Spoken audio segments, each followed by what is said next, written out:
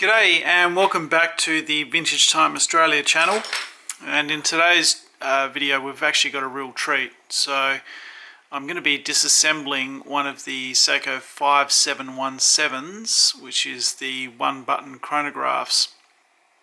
And as a side note, I actually bought the book History of the Speed Timer, which was released back in I think in November, December, by the Japanese author Sadao Ryugo. And if I've pronounced that badly in my Australian accent, please feel free to correct me in the comments and get it around the right way. I'm just going to put a picture of the book here. And even though the book had a reasonably high price because it's a limited run, it was actually a very interesting book because it goes through the evolution of the SEIKO chronographs from the one button chronos up into the current gen movements in the Grand Seikos and the Brights and whatever else. And it was actually a very interesting read in that sense. So if you want to get in touch with him, I'll see if I can put the details in the comments here, and you can contact him and get a copy of the book. Anyway, I'm just going to get back to this teardown, and we're starting with the date side here. Now just bear with me because I've just been trying to improve the camera setup here. So we're just going to start, I think actually I'm going to start on the other side first instead. So yeah, I'm just going to take these calendar plates off and hopefully not lose anything. Yeah, so it's been a pretty interesting ride in the watch buy and sell world at the moment. Probably a few people are aware of the big kerfuffle with the guy that was selling the Daytona over in Australia and ended up scamming a whole bunch of people. I don't generally, there we go, I've dropped a screw, but anyway, I don't generally wade too much into this sort of thing. I do like hearing a good gossip story, but never really get too involved with it. I guess really my main comments on that is, as always, never spend more on the internet than you're prepared to lose, and that really the whole situation shows a bit of, in my opinion, and obviously I have some sympathy for the people that did get scammed, some amount of naivety from the people that were involved, because gee, if I'm going to be giving someone $29,000 in Australian money, which was that in US, that's like 23 or something like that. Yeah, I'd be meeting him in person, so the whole thing could have been avoided for the cost of the plane ticket. So in my opinion, that's really the cautionary tale there. And that's sort of my advice to anyone getting into this sort of stuff, is never spend more than you're prepared to lose. And if you're going to be spending a bit of money, really do some due diligence on it. And I mean, I understand this guy pulled the wool over everyone's eyes because he was a moderator and considered trustworthy, but still, I mean, it's a lot of money. So yeah, I definitely, in that sort of situation, would be meeting the person myself and handing over the money. And of course, with these sorts of things as well, I mean, it's a cash deal. I mean, cash is the easiest thing to steal, right? So it's just about untraceable, and you have very little recourse when you lose it. So that is my opinion on it, and I really won't spend too much longer on it. So I'm just going to remove this other spring here. Now just remember, I'm doing this from a distance, so just sometimes finding the right strategy to remove things is a bit tricky. So I'm just sort of removing all the calendar components here, and I really don't want to lose this because I probably have a spare, but I'd rather not be losing things. It just makes life a whole lot easier when you're not losing things. So we've just removed those there, and yeah, you can see all the stuff on the calendar side of the movement. So it'll be good when I've got sort of to the part where the real guts of the movement are, because you can actually see how the one button system works, because it's not necessarily intuitive when you're used to multi-button chronographs, but the magic is all in the column wheel, really.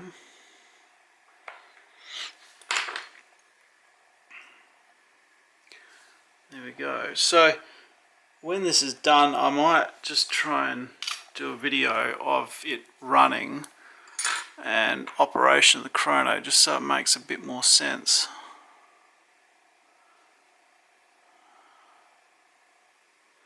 So there you go.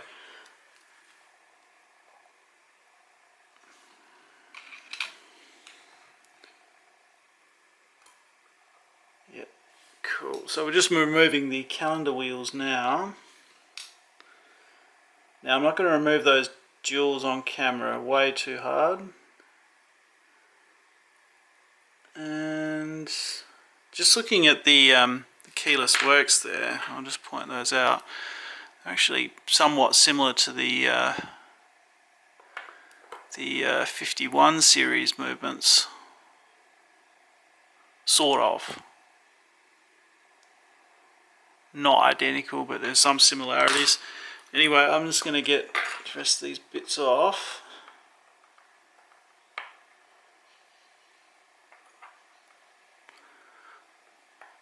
Okay. I hope this is coming through. It's going to come through good. It looks good on the screen here, but whether I've just dropped a screw, but whether it does on YouTube or not really is the question.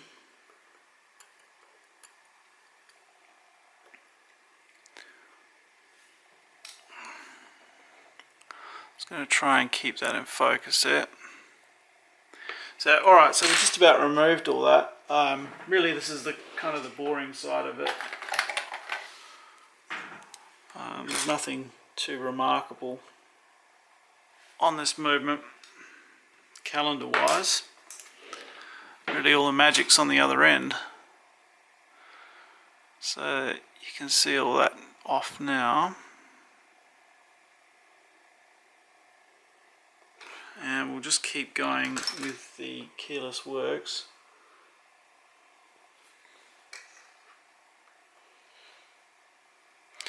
Now, I haven't made a holder for these just because I don't really see them very often, so I haven't had the time to draw one up. In addition to that, I think on the last video I mentioned that I blew the 3D printer up, and it was pretty spectacular that there was actually flame shooting out of it. So I've had that offline now for a few weeks, and I'm just waiting for a new circuit board and stepper drivers to arrive. And luckily, before I blew it up, I made a whole ton of parts, so the eBay stuff isn't too much of a concern.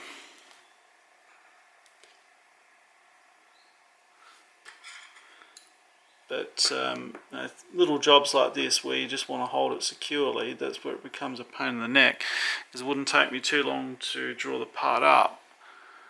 It's just, if I can't actually make it, then I'm pretty much stonker, don't I? Now, I will have another video coming out soon just on the last 6139 that had a whole lot of bodge in it, and that watch has come up incredible, but there are a few things in there that I think are worth noting. So for example, the indicator ring on the very early 6139s actually has an additional step on the inner sort of surface of the ring. So and I mean this is so banal, but it was a real deal breaker actually putting the watch back together. So the problem with that is that they used a special dial spacer ring which had an additional slot milled into the circumference. So if you try to use a later ring, the indicator ring literally will not turn. So it just fits too tight and you can't get it to sit flat. And I suspect what happened is exactly the same thing happened to the last person in there, and that's why they removed the ring altogether and just made that watch into a real mess. Why they removed it in the first place will be a mystery that is relegated to the sands of time. We'll never actually know. However, we definitely want to put it right. So what I ended up doing with that watch is actually removing the additional step on the inside of the indicator ring, which meant I could use a later dial spacer ring, and that solved the problem. But we'll have that back up in another video. So I'll just flip that over now just to look at the train side of this movement. And you'll note that it's a fairly simple movement, but it's a traditional style chronograph. So you have the chronograph seconds runner like you would with, say, one of those Omega movements, the 321s or whatever. So that's it there. And actually just, yeah, I've just given it sort of a bit of a tick there. So that's got it running again. And you can see it just, that guy there, that's the runner wheel. And then we can stop it. And it disengages it. You can see there now it's disengaged. So it's not going to run. So it's relatively simple. But what I'm going to do to start with this one is I'm just going to remove the balance, and you'll notice on this the really large size of the balance. So the balance, I reckon, what would you say, about a third of the size of the movement. So it really is just huge. We'll start with removing that.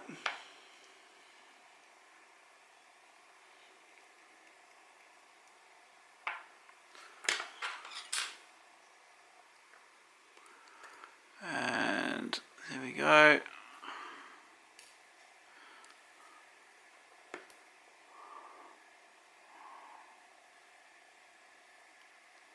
So we'll just very gently take that off. I don't want to damage this because the chance that I can get another one are not so good. So we're just going to be extra careful trying to remove this. And I have it out and didn't damage it. So that's what we want to achieve. And I'm just going to put that aside very carefully. As I said before, I'm going to remove the jewels off camera because it's just too difficult to do. Okay, so we have that out.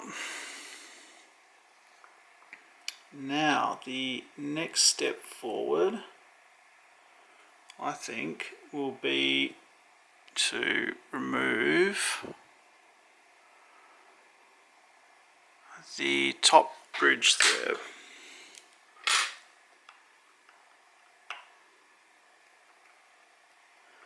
So that's just 2 screws, and we're actually going to see, as soon as I've got that off, you'll really see a lot more of the inside of this movement.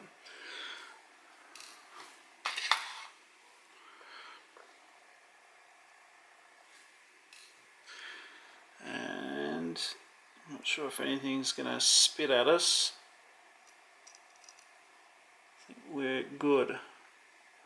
So that's the bottom of that.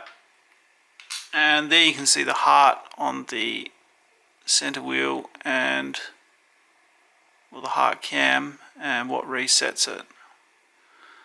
So it's the reset levers there. So they basically touch on the round bit. If they touch on the round bit, it'll force it around onto the flat bit, and that's how you get it to 0. That's the easiest way that I can explain it in Australia as to how it works. So we'll just remove that guy there. So that's the 4th wheel and also the chrono wheel. Now that one there is still in there. And see if we can, yeah, I think that's going to spit at me. So we're just going to try and do it, remove it this way. Yeah, we'll just take this spring off first, I think. And I don't want to lose this, so I'm going to use Rodico just on the end of it. It came off a little bit easier than I thought.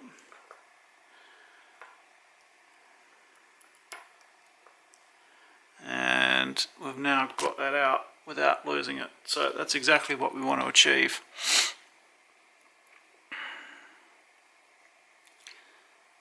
Now,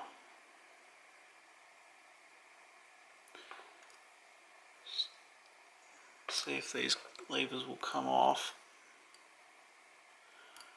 And that is going to come off. There we go. And there you can see the column wheel there, or pillar wheel.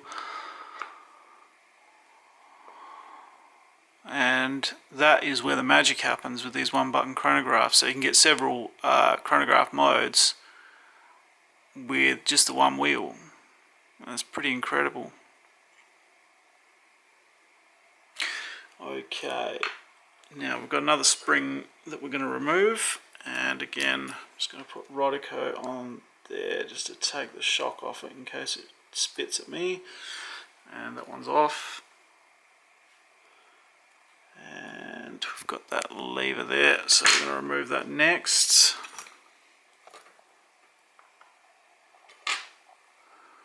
And I know my fingers are in the way. Hopefully you won't find that too off-putting.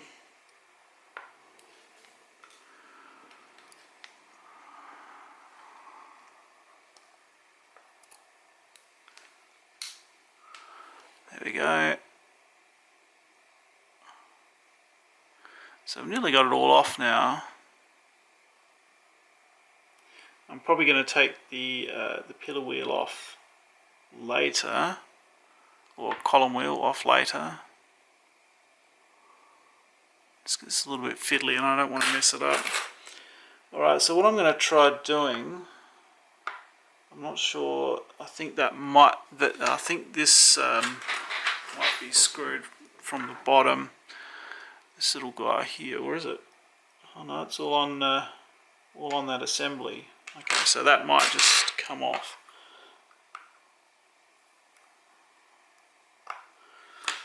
Right.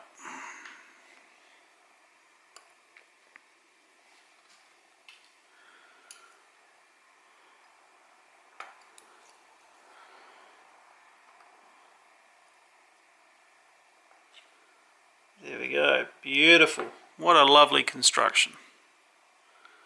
Now, I'm just on the bottom of that lever. Yeah, it's exactly what I thought. So, the little runner wheel and that bridge there is all screwed together. It's actually sandwiched in there. I'll just take this away for a sec.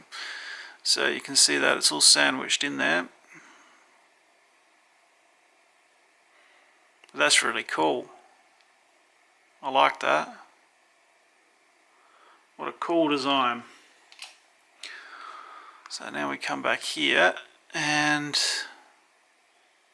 we can remove, no, we can't remove that. Now the rest of those bits I'm going to take off later, so we're just going to be focusing now on taking off the top train plate.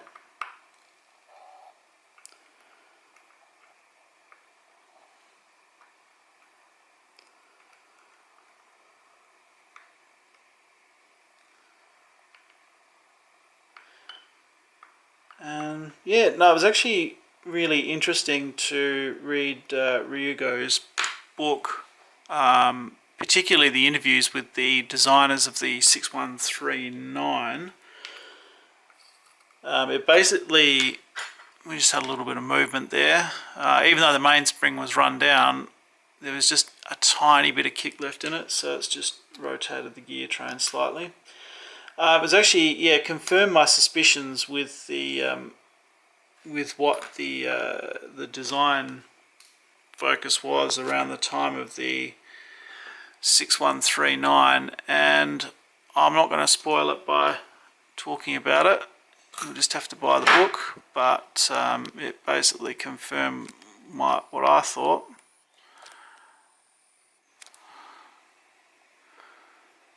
But it would be quite surprising to most people to learn what it was.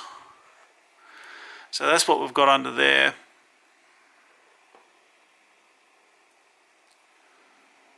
So we've got the ratchet wheel, and yeah, so the yeah,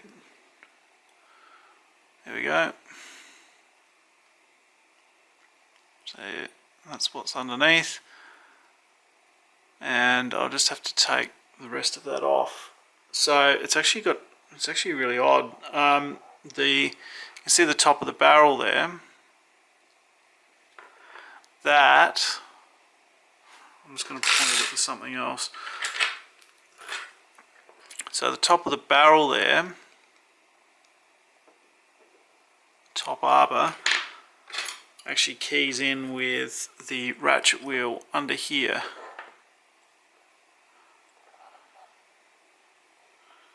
I'm just get a firm grip on that. Yeah, so there you go. So it is a square. I'll just pull that out just so you can see that.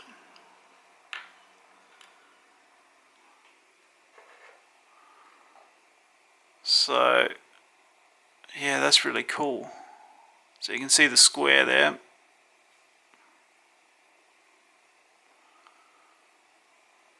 That just keys in under here. And is that captive? No, it's not captive. So there we go. So that ratchet wheel just comes right off. You can see there's a little bit of wear, but that's pretty typical.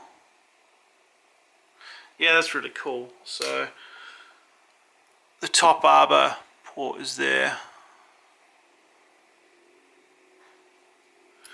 Alright, so we'll keep cracking on. We're actually just about finished, so I'm just taking my time with this just because they're uncommon and I don't want to break anything.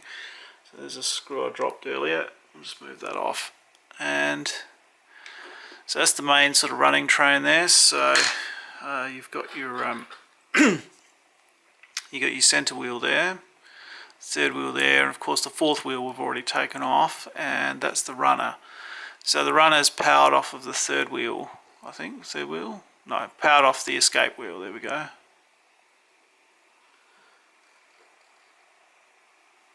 And we'll just remove the rest of this.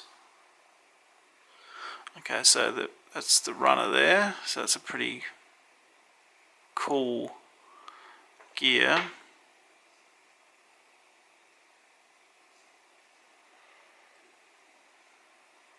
Don't break one of those. And I'll just take the third wheel off there.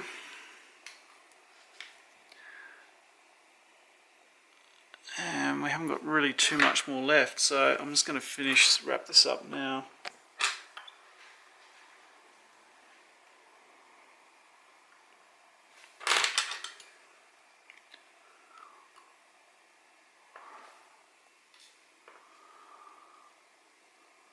So yeah, I'm going to film either one or two more videos, so I haven't really decided. And definitely one of them will be the conclusion to the most recent 6139 bodge, so you'll be able to see how that story ended up.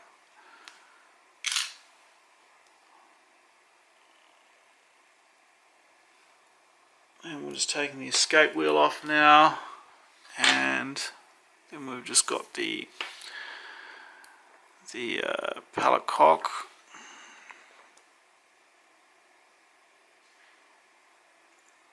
And the center wheel.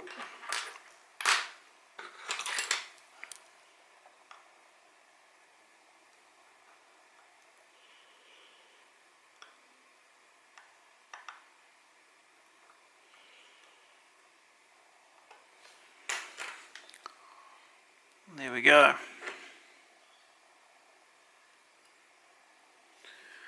Yeah, another thought that I had come to mind as well, and I'm sure someone will agree with me, is just the way Rolex treats their customers just creates this sort of market for scamming, because people are just so desperate for these pieces that they'll do just about anything to get one. And I understand that that's a whole sort of marketing ploy. I mean, I'm sure Rolex could easily fulfill the world demand for these things, but they just really choose not to. And that just creates this this absurd situation where you can't get a Rolex unless you're like best friends with the authorized dealer, and if you buy more than one and all sorts of nonsense like that, and just leaves their whole market open to scamming. I mean, Rolex loves this sort of stuff. I mean, they'll use it as a justification why you should only deal with the authorized dealer, but yeah, good luck trying to buy one unless you're spending, or buy anything from an authorized dealer unless you're spending, $100,000. I mean, what a crappy marketing, well, what a crappy business model. I mean, that just sucks. And I understand it creates scarcity and it means they can keep their prices up, but that just sucks. And yeah, Rolex would just be having a field day seeing these sorts of things happen, and at the end of the day, they're just screwing their customers. People that just genuinely want to buy these things and wear them and enjoy them. Anyway, so that's what's inside the 57171 button chrono. If I've made any mistakes, put it in the comments. Feel free to wade in on the Rolex customer service discussion as well. Like I said, I don't normally get into this stuff too much, but I thought I'd have a shot at it, see how it comes out.